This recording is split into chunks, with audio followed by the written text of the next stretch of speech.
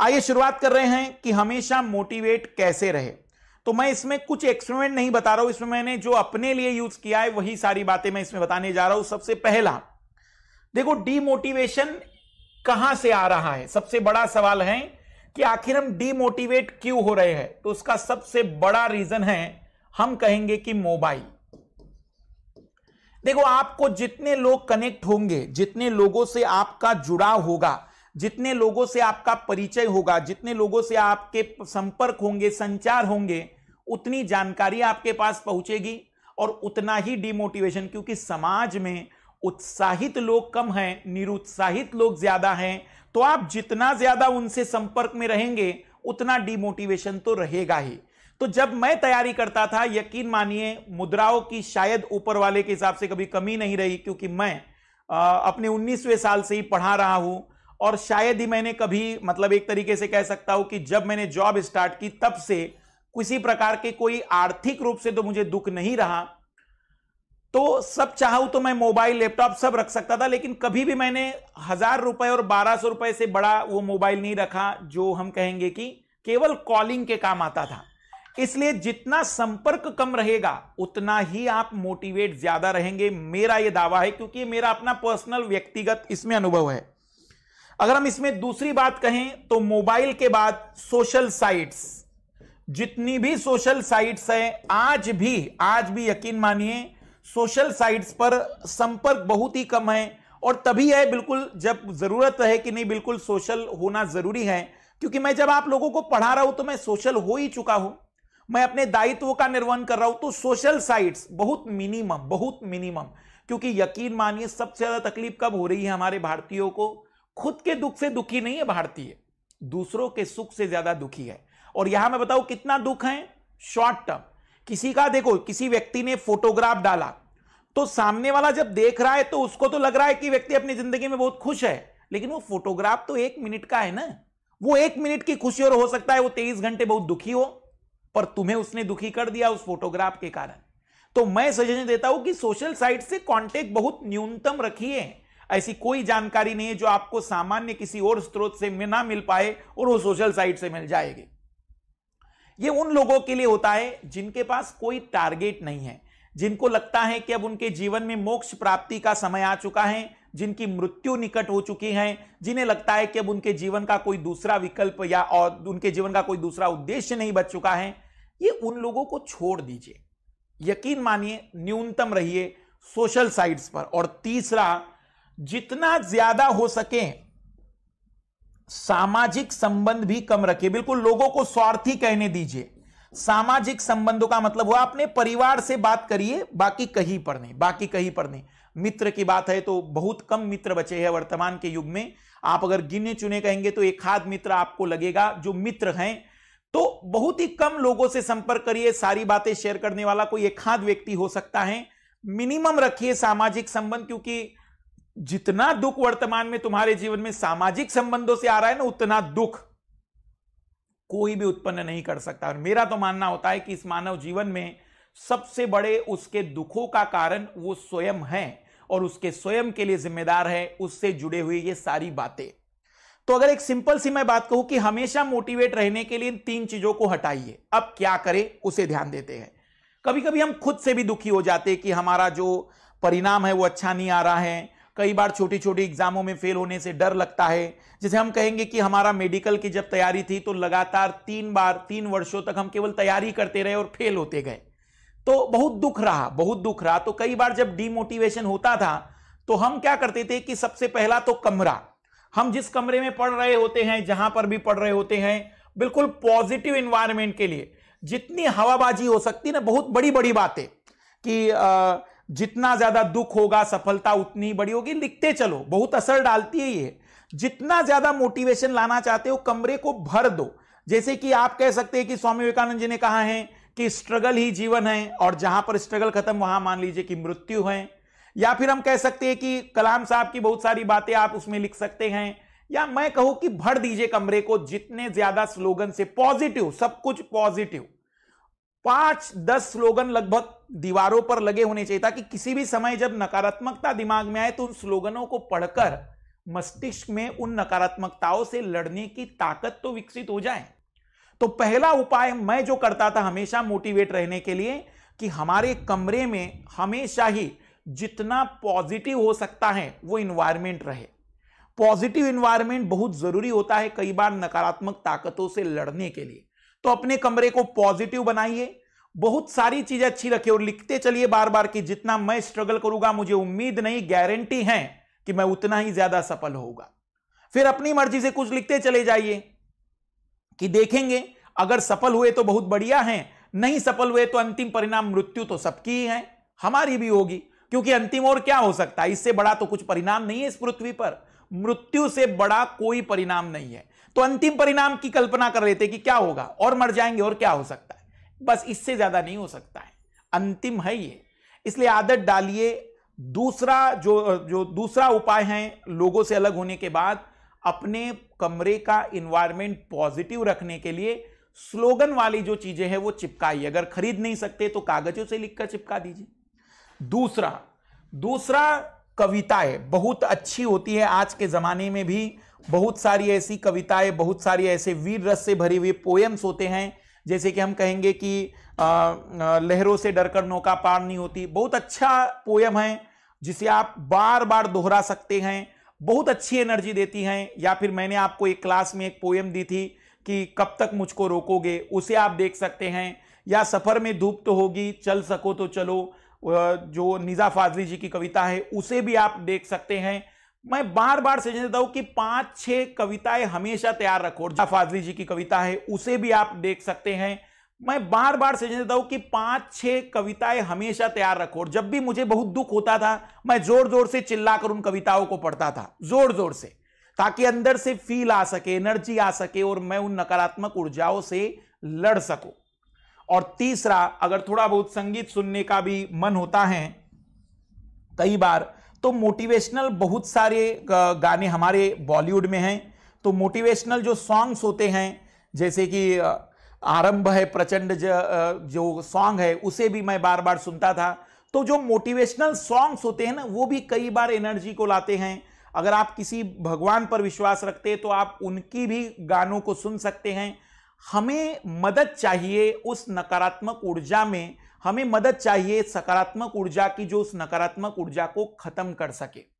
तो हमेशा मोटिवेट रहने के लिए मैंने जो उपाय अपनाए हैं वो है पॉजिटिव इन्वायरमेंट डेवलप करना, कविताएं और मोटिवेशन सॉन्ग। लेकिन उससे भी सबसे ज्यादा जरूरी मैं जो अंतिम आपके पास विकल्प रख रहा हूं, सोने से पहले अपने विषय में पॉजिटिव सोचते चलिएगा हमेशा।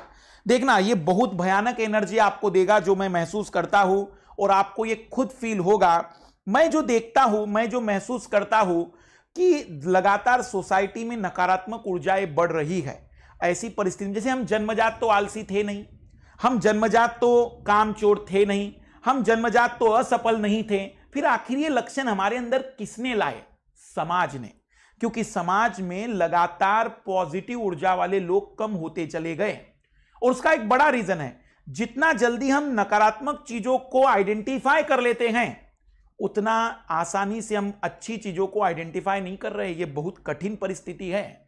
जैसे अभी मेरी 2 दिन क्लास नहीं रही तो कई बच्चों ने कई सारे कमेंट्स किए, लेकिन जो मेरी 60 दिन तक क्लास रही उस पर उतना ज्यादा लोगों का ध्यान नहीं। निश्चित कुछ बच्चों ने बहुत अच्छा अप्रिशिएट किया है, लेकिन फिर भी जिस तरीके से एक परिवर्तन आना चाहिए था, हम जितने आसानी से नेगेटिव चीजों को आइडेंटिफाई कर रहे हैं ना, उतनी आसानी से पॉजिटिव आइडेंटिफाई नहीं हो रहा है। यह एक तरीके से मेरे हिसाब से पतन की स्थिति आ चुकी है। इसलिए आपके अंदर पॉजिटिव एनर्जी के डेवलपमेंट के लिए शायद अब लोग ना मिले, तो आप अपनी पॉजिटिव एनर्जी खुद डेवलप कराइए। और वो कैसे होगी? कुछ नहीं, शाम में सोने से पहले या सुबह में उठते ही अपने बारे में पॉजिटिव कहो। और सबसे पहला डायलॉग होना चाहिए देखते ही, क्या स्मार्ट लग रहा हूं मैं?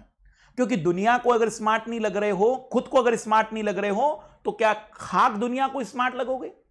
सबसे पहला बदलाव लाइए अपने अंदर और कहिए अपने आप से। और ये जब तक बोल नहीं पाओगे तब तक वो एनर्जी डेवलप नहीं होगी, वो चेहरे पर तेज नहीं आएगा, वो चेहरे पर चमक नहीं आएगी जो लोग आपसे कह सके कि हां यार लगता तो स्मार्ट है, भले ही शारीरिक या कैसी भी संरचना हो, लेकिन अंदर से वो एनर्जी, अंदर से वो जो इंटेंसिटी है, जो एक चमक है, जो एक तारत्व है जो साउंड के अंदर आता है, वो तब डेवलप होगा जब आप अपने आप से पॉजिटिव बातें करने की क्षमताएं रखते हैं।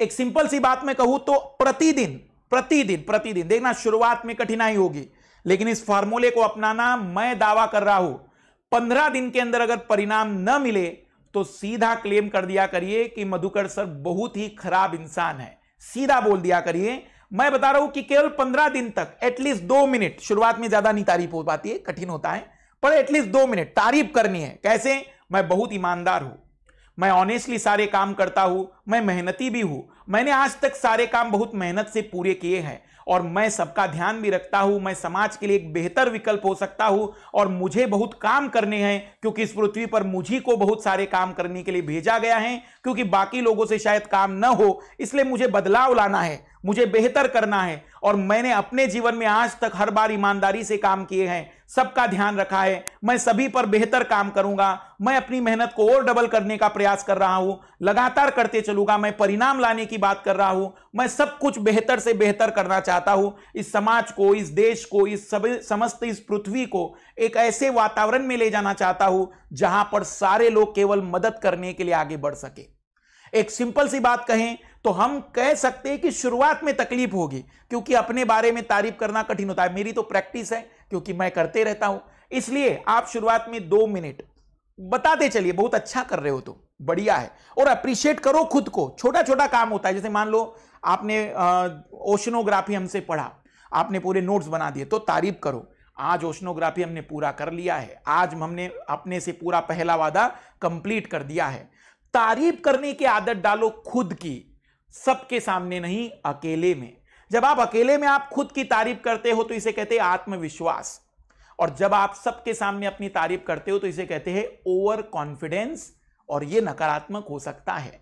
इसलिए खुद की तारीफ करो, खुद को नेगेटिव में मत डाला करो। बार बार क्या होता है, जैसे कि कई सारे लाल लाली कहते रहते हैं कि सर मेरा तो पढ़ने में मन नहीं लग रहा है, मुझे लग रहा है कि मैं नहीं निकाल पाऊंगा। ये जो शब्द तुम लगातार प्रोड्यूस कर रहे हो, ये तुम्हारे चारों तरफ नेगेटिव एनर्जी को क्रिएट कर रहे हैं।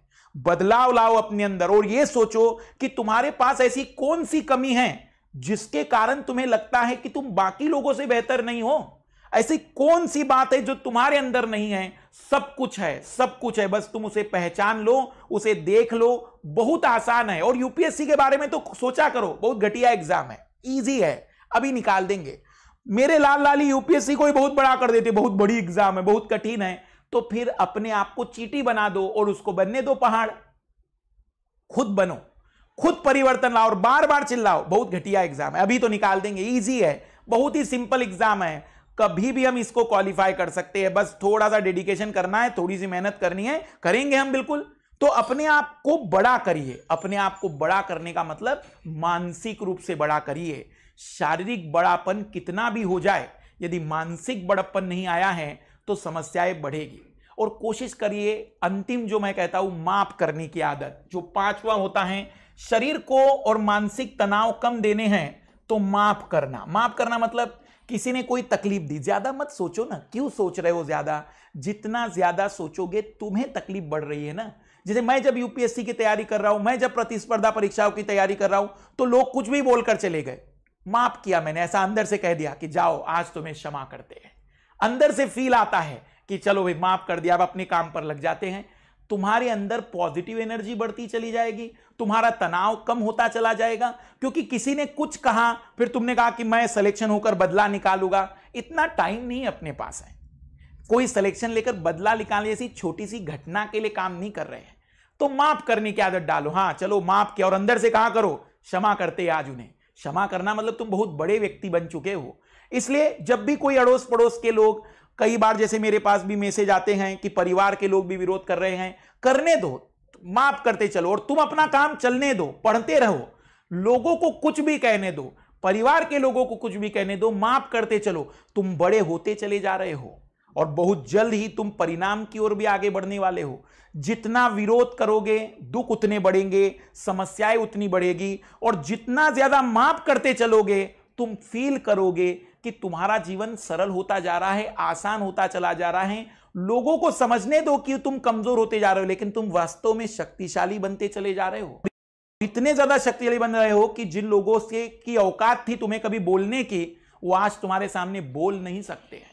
तुम शक्तिशाली बन रहे हो। समय का इंतजार करो, तुम्हारा भी समय आएगा। बस लड़ने की आदत डालो, जिद करने की आदत डालो, और अपने आप को थोड़ी तकलीफ भी दिया करो। कभी कभी जब अपने कोई प्रॉमिस पूरे ना हो तो शाम का खाना न खाया करो। अपना कोई प्रॉमिस ना पूरा हो तो जो अपने जीवन को बहुत अच्छा लगे उसे पूरा न किया करो। शरीर को जब पीड़ाएं दी जाती हैं तो वह नियमों का पालन बहुत बेहतर तरीके से करता है।